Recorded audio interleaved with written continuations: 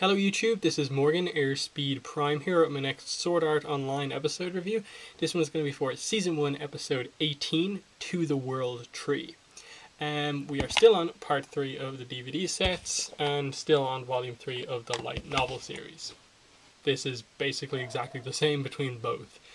Before I get into the review, just one thing to say. Tomorrow's video is going to be my chapter review for the final chapter of Naruto Gaiden.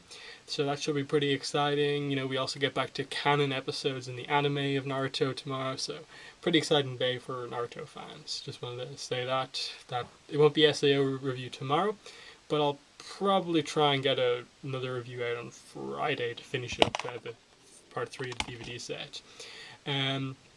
But yeah, this episode, it's definitely, I suppose, the weakest of all of the episodes so far, in that nothing really important happens. It's just an episode that kind of plays the role it needs to play as that kind of episode in between big events happening.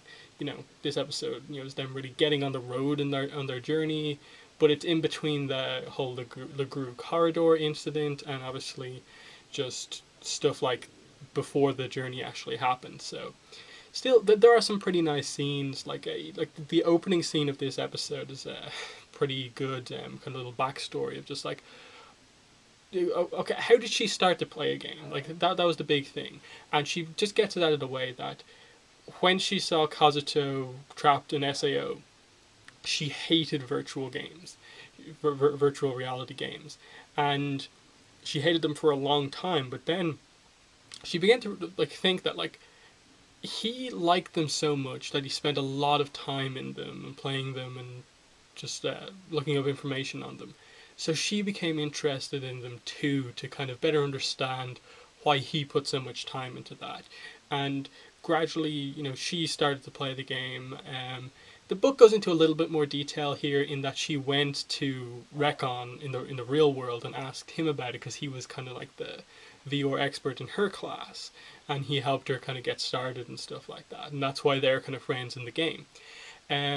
But here it's just that she gradually became interested, played the game, and then when she got in there, she found that she really liked it, and we begin to get the idea that she understands this kind of point that a lot of our main characters in Sword Art Online understand about the virtual world, in that, yes, it's just a game, but the stuff that you experience in there is real, and it is important, and you can do stuff in there, and she completely understands from then on why Kirito is so passionate about this kind of style of game and stuff like that. So it was just an important thing to get out of the way, and it's just it's another connection that Suga now has with her brother, that they both like these games and stuff like that. And ultimately, really, that's the main character arc of this ALO arc. It is not, yes, they address the romance and stuff like that. Yes, it's about saving Asuna, but I think the prime character focus thing here is kind of healing this bond between cousins, between brother and sister, that developed because of Kazuto finding out that he wasn't actually, basically, their mother is actually not his mother. That's his aunt and stuff like that. Him finding out that he didn't know basically who he was early on in his life, and that changed his relationship with others. And you can sort of see him really trying with Suga in these early episodes, that he's trying to be the big brother that she hasn't had for so long, because of the years when he knew about the whole family situation, and just the way that changed his relationship with her, and then just not having much of a relationship with her while he was in SAO, not seeing her for so long. So that's fundamentally what it's all about, and then just you're gradually beginning to see the connections made here. And we do get a scene of in the real world, Suga meeting Recon and just talking to each other about stuff that's going on. Like, he's kind of worried about her, that she's kind of drifting away from the group that they're with now and focusing more on Kirito. And so when she goes into the virtual world, you get that scene where we meet Sigurd and the rest of the party that she was with, and you get that important scene where you see that she's in that game to kind of be free. She's in that game to enjoy it, and she doesn't like being more and more pinned down by this group. You see that she kind of made these rules when she agreed to kind of party up with them, that, you know, if something is going on in the real world, that takes priority over the game, and if when I need to, I can leave, and then I can actually full on leave the party at any point. And they just kind of want to keep her there, and obviously Kirito steps in then and says the line that's very important, you know, party members aren't weapons and stuff like that. You can't just equip them and call on them whenever you want. Um, and just this idea that, you know, she says to Kirito up on top of the tower that, you know, like, why do we have, why does everyone want to tie each other down? You know, what's the point in having wings? I thought that was a really interesting line, and you know, it's just a little issue that Leafa has in the game, that the party that she's currently with is being a bit overbearing, and she kind of more likes the freedom that this game offers with the flight, and she deals with it here and chooses Kirito, who, you know, she probably knows for less amount of time than her other party members, but she's having so much more fun. And she kind of explains this later on in the episode when she just says that it's not like I'm falling in love with him or anything like that, um, or even that, you know, we get to experience this stuff. It's just that she, through him, I suppose, she is getting to just see more of this world, be more free, and, you know, inadvertently, she's getting this better relationship with her brother. She doesn't know that yet, but that's the situation that's happening here. That without either of them knowing that it's each other, they are improving their relationship with each other, while still helping Kirito get closer to Asuna, and so on. So that was just an important thing to kind of establish, and you know, that's kind of part of this episode, that you still see the references that whenever she kind of thinks about Kazuto, she just thinks about her feelings, and she still doesn't know how she feels. But then they kind of bring up, you know, like, does she like Rekon in that way? You know, they tease her about that, and she blushes. So they're kind of almost teasing that, okay, she thinks that she wants this relationship with Kazuto, and then she eventually thinks she wants it with Kirito. But in reality, it's more that she needs her brother back. That's the sort of the episode deals with like companionship, that Yui mentions that fundamentally all humans want is companionship, and that's what she needs. It isn't necessarily a romantic relationship. It's just the missing relationship with her brother. That's what she needs back.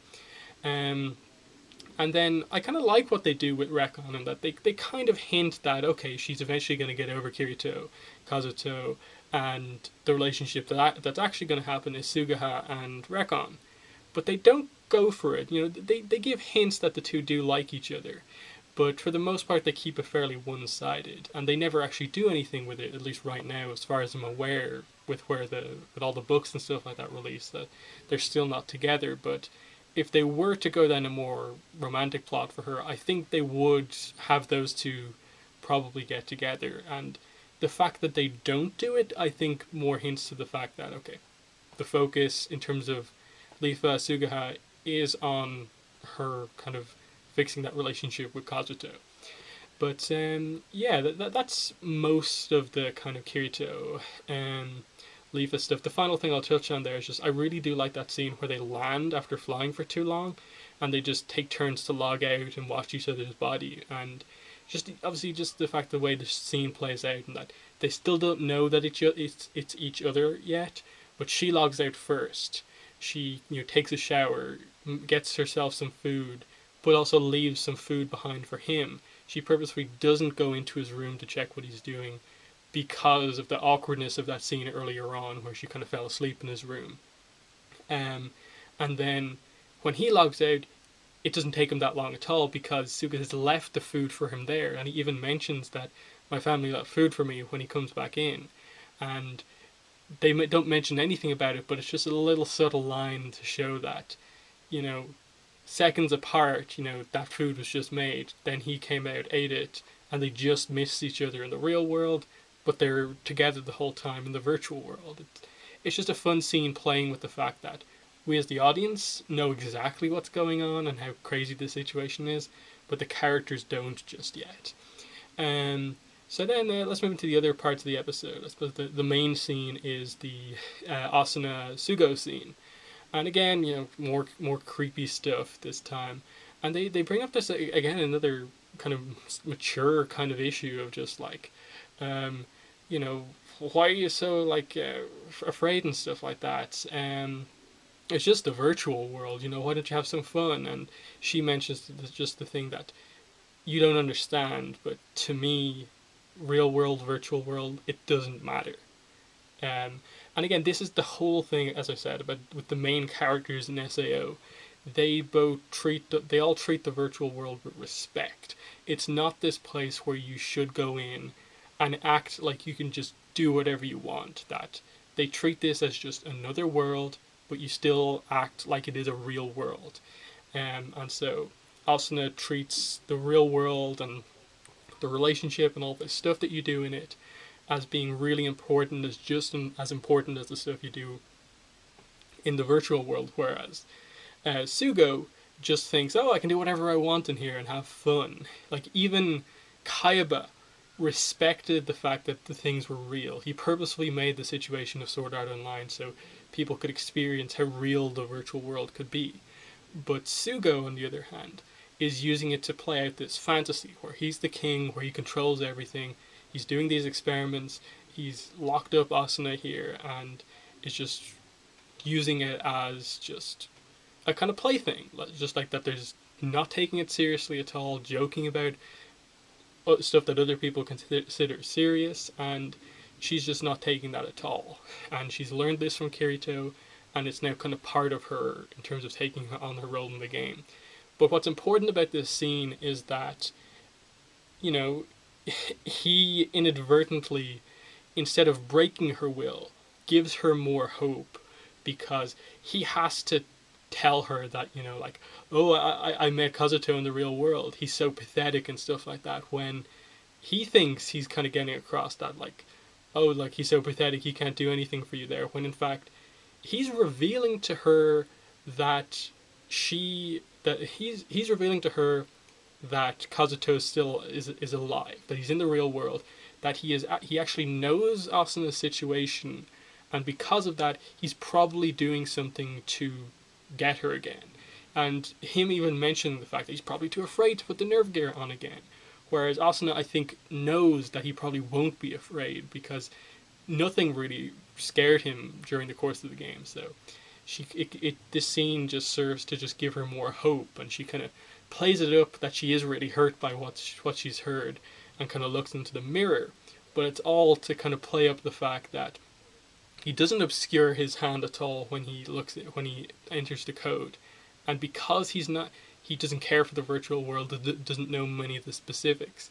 He isn't aware that reflections don't have the same effect of obscuring a control panel like that as just looking actually at it does. And so her looking into the mirror reflection of it, she can actually see the code and she remembers it, and it's something that getting that hope of knowing Kazuto's alive has kind of spurred her on to make an escape attempt, try and get out herself and get back to the real world on her own, or just investigate stuff that's going on. So important scene for her, learning that Kazuto's alive, and just giving her this kind of hope, a little kind of strength moment that, oh, she's planning a sneaky thing to get out. That's pretty cool. Just that they are still focusing on her. It isn't just her one scene per episode. She's in prison. They're giving her a little plot here, even though she's the ultimate kind of goal to free her, but she's not the absolute focus of the season. Yeah, then we just end the episode with the hint that Kirito and Leafa are being followed by salamanders, and they're heading into the Legru corridor next, and we're set up for one of our first big action scenes of this arc, and it's pretty cool what we get next episode. Actually, the next couple of episodes are pretty exciting. But again, I will say this, even though there's some really nice character scenes in this episode, and it continues on the general theme of this arc and the show in general very well, it isn't the most packed episode. Like, it does take a good few minutes to really get going and to get into those important scenes, and it in general, as I said, it plays its role effectively. When you have a really kind of just every episode leads directly into the next one style, there's always going to be that one episode that just is the middle point of getting from one exciting moment to the next, and this is what this episode is. But it's still reasonably good for what it actually is.